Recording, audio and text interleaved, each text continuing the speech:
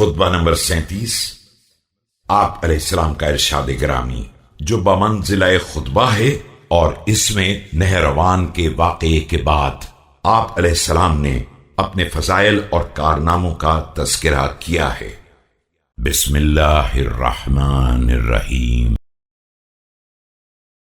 فقمت بالأمر حين فشلوا وتطلعت حين تقبعوا ونطقت حين تعتعوا ومضيت بنور الله حين وقفوا وكنت أخفضهم صوتا وأعلاهم فوتا۔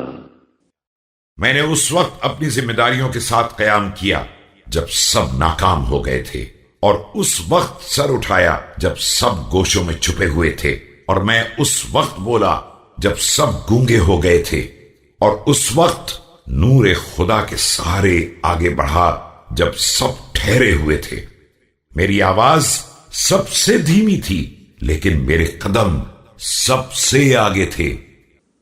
فترت بعنانها واستبددت برهانها كالجبل لا تحركه القواصف ولا تزيله العواصف لم يكن لأحد في مهمز ولا لقائل في مغمز الذليل عندي عزيز حتى آخذ الحق له۔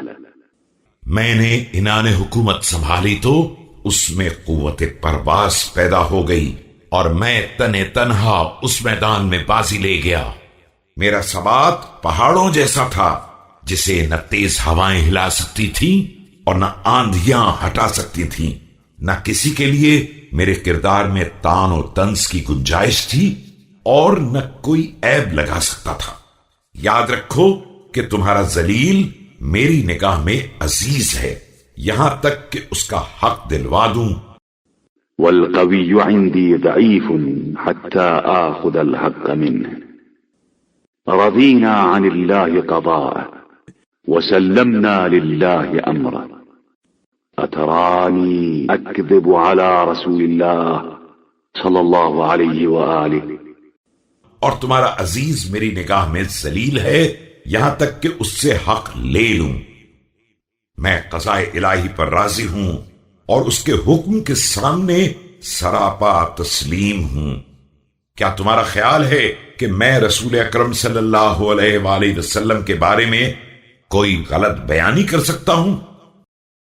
والله لأنا أول من صدقه فلا أكون أول من كذب عليه فنظرت في أمري فإذا طاعتي قد سبقت بيعتي وإذا الميثاق في عنقي لغيري۔